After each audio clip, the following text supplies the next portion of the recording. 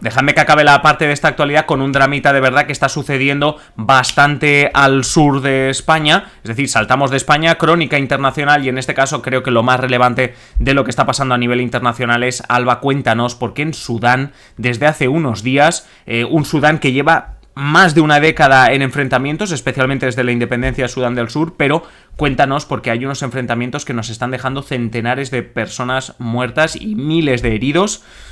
Cuéntanos un poquito más, ni que sea brevemente, pero para hacernos una idea de qué está pasando y por qué lo estamos viendo en los medios. Sí, pues bueno, el pasado 15 de abril comenzaron, como dices, en Sudán unos enfrentamientos que se han llevado ya la vida de casi 200 personas y han herido a unas 1.800, y los choques se producen tras semanas de tensiones entre el ejército y el poderoso grupo paramilitar de fuerzas de apoyo rápido, que a partir de ahora vamos a llamar FARC, que se enfrentan por la reforma de las fuerzas de seguridad durante las negociaciones para un nuevo gobierno de transición. La situación es tan tensa ahora mismo que existe el miedo de que sea el inicio de una nueva guerra civil en el país, y por eso la comunidad internacional pues obviamente está reclamando un alto el fuego y diálogo entre las partes que de momento parece que no llega. Y ahora te voy a preguntar de dónde viene este conflicto, pero es que Sasha se ha puesto muy nostálgica con uno de los medios de comunicación, Fran, que tú también estabas. ¿Recuerdas Tribuna, no, Fran? Pues Sasha dice, esto sería el 2012, dice, recuerdo el artículo que publicamos en Tribuna sobre Sudán, qué pena que la situación no haya mejorado en 10 años. Y es que hablamos de Es que es hace una mucho burrada. tiempo, porque Alba, evidentemente para quien no haya leído ese artículo y sobre todo no tenga fresca la situación en Sudán, cuéntanos de dónde viene este conflicto Sí. que está sucediendo ahora mismo.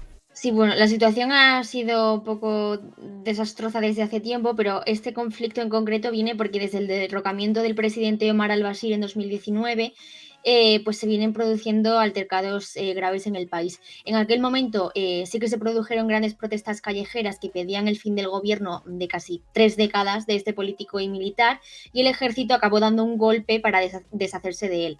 Desde aquel momento la ciudadanía siguió luchando por el regreso a un gobierno democrático porque querían que al-Bashir se fuera, pero obviamente no querían que otra figura de ese perfil estuviera en el cargo. Entonces se estableció un gobierno conjunto militar-civil, pero fue derrocado en otro golpe en octubre de 2021, seguro que lo recordáis porque fue bastante mediático, y un grupo de militares arrestó al primer ministro, Abdallah Hamdok, que se negó a apoyar este golpe.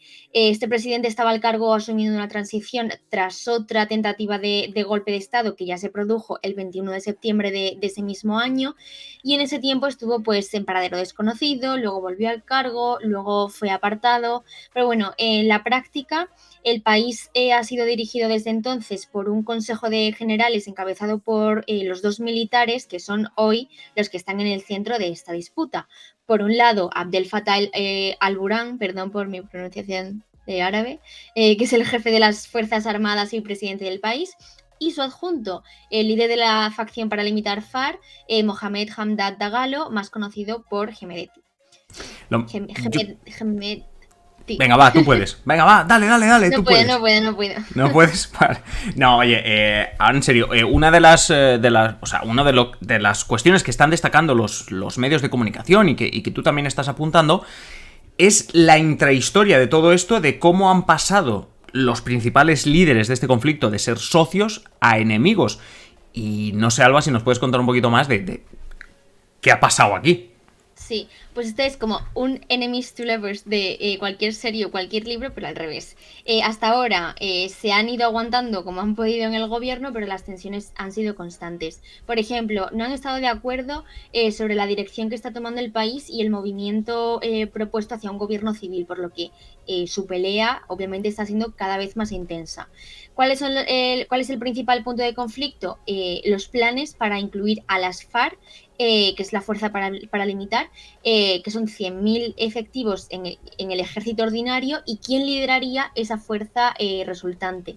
Básicamente, lo que ha cambiado respecto a estos años ha sido que las milicias FARC fueron redistribuidas por todo el país la semana pasada, en un movimiento que el ejército vio como una amenaza para la estabilidad interna. Sí que había alguna esperanza de que las conversaciones pudieran resolver esta situación, pero no ha sido así. Ya en diciembre del año pasado se acordó un plan marco para devolver el poder a los civiles, pero las conversaciones para ultimar los detalles han fracasado y varios organismos internacionales, entre ellos la ONU, han intentado mediar, pero de nuevo sin éxito. Sí, porque además esa falta de éxito se debe también a que hay diferencias entre los dos, ¿no? O sea, Sí, hay decalado, por sí, sí, decirlo así. sí. Sí, ha habido diferencias en algunas gestiones. Por ejemplo, el general Dragado piensa que el golpe de 2021 fue un error y ha tratado de presentarse a sí mismo y a las FARC como del lado del pueblo y contra las élites de la capital. Y sí que es verdad que él tiene apoyo, pero relativos, porque a la población le cuesta creerse su mensaje por el historial brutal de las FARC al final. Y es que por poner un poco de contexto, el grupo militar, paramilitar, perdón, nació de las milicias Janjaweed, acusadas de cometer matanzas y violaciones masivas en el conflicto de tintes étnicos de Darfur entre 2003 y 2008. Fran, seguro que tú te acuerdas de esto. Y luego, por su parte, el general Buran dice que el ejército solo entregará el poder por completo a un gobierno electo. Esto deja de lado aún más a los representantes civiles, que se espera que sean parte de un acuerdo para compartir pues ese poder. Y por encima de esto, pues obviamente están las rencillas personales que todos tenemos. De hecho, hay sospechas de que tanto los militares como sus partidarios están preocupados por lo que podría pasar, pues por su riqueza, ¿no? Y la influencia si son destituidos de sus posiciones de poder.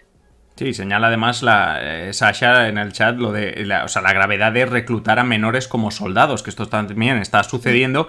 Y se pregunta Sasha quién está proporcionando las armas precisamente para que todo esto esté ocurriendo. Un conflicto que, Alba, cuéntanos cómo se está desarrollando, porque es que ya dura días y estamos hablando de uno de los países que más está sufriendo económicamente en los últimos años. Por tanto, claro, al final una cosa no te encaja con la otra, pero cuéntanos cómo Sí, se está desarrollando. sí, pues a ver, principalmente está relacionado con el control de las instalaciones clave de seguridad y defensa, pero sí que es verdad que una parte de los enfrentamientos se están desarrollando en áreas urbanas y los civiles al final pues se están convirtiendo en víctimas. Por ejemplo, está en disputa el aeropuerto internacional de la capital y la sede de la comandancia de las operaciones del ejército, el Palacio Presidencial y otras bases militares. Las fuerzas aéreas del país han cometido ataques aéreos en la capital y su alcance real se desconoce, pero entendemos que se han cometido bastantes muertes. Hay muy poca prensa internacional en la zona y muy poca prensa local independiente, por lo que desconocemos estos datos. Y hubo una pausa el domingo acordada por ambas partes para que los civiles se escaparan de la lucha, pero claro, al ser un país con pocos recursos, al final no es sencillo y además el cierre de las carreteras, la peligrosidad de moverse por las calles han provocado también que los médicos no puedan desplazarse hasta los hospitales que han alertado de una falta de personal súper importante. Y es que estos centros también sufren escasez de todo tipo de suministros médicos, medicamentos, bolsas de transfusión de sangre y esto obviamente pues al final pone en riesgo la vida de los pacientes. Sí, sí, la verdad que la situación, claro, es que las derivadas que tiene un conflicto como este, se ha hablado tantas veces con el tema de Ucrania, pero es que al final las derivadas Sí. son... Dime, dime. Cree que ibas a decir Nada, algo. sí, sí, justo. Ah, vale, vale. Te Digo, iba a no, es que las decir. derivadas, digo que se conocen sobre todo por el tema de Ucrania, especialmente hace un año cuando empezaba el conflicto. Pero así es. Por cierto, nos despedimos. Ya sé que se ha ido de Nonito, que oye, dice, os tengo que dejar. Me encanta. Porque además entre ellos en el chat se van despidiendo entre ellos. Oye, es Son la panas, sí. familia, la comunidad, me encanta. Oye, vamos por último también a hablar de otra cuestión relacionada con este conflicto. Decía Sasha, ¿quién proporciona las armas? Yo no insinúo nada, pero está claro que aquí la comunidad internacional juega un papel más allá de negociar la paz, y en este caso Estados Unidos, que están todos los fregados, vamos a decirlo así. ¿Qué dice en este caso? ¿Qué papel está jugando? Pues a ver, su secretario de Estado, Anthony Blinken, ha hablado con las dos figuras militares para pedirles un alto el fuego que permita la ayuda o sea, la entrega, perdón, de ayuda humanitaria a los afectados por los combates, para que se reunifiquen las familias sudanesas y para permitir a la comunidad internacional de la capital asegurarse de que su presencia en el país es segura. También ha subrayado la responsabilidad de los dos generales de garantizar la seguridad y el bienestar de los civiles, el personal diplomático y los trabajadores comunitarios, y ha expresado su grave preocupación, su deeply concerned americano. Mira, es que te iba a decir, no te voy a preguntar por la Unión Europea porque sospecho que será un deeply concerned. Sí. Bueno, que están muy preocupados por la muerte de civiles sudaneses y por los heridos como consecuencia de los combates. Sí, al final... Bueno, además me gusta lo que apunta Sasha en el chat. Dice, Irán tiene mucho interés en la zona, sobre todo por la tensión con Arabia Saudí, que se conoce por el conflicto de Yemen. Y si Irán tiene mucho interés ahí, es normal que Estados Unidos haya levantado la mano y también intente interceder. Como te decía, de Unión Europea no te pregunto porque será un deeply concerned. Y pregunta Garnazo y China. Pues mira, seguro, Garnazo, que aunque no tengamos la información sobre exactamente cómo está actuando, también te digo que tendrá mucho interés allí. Seguro. Porque además...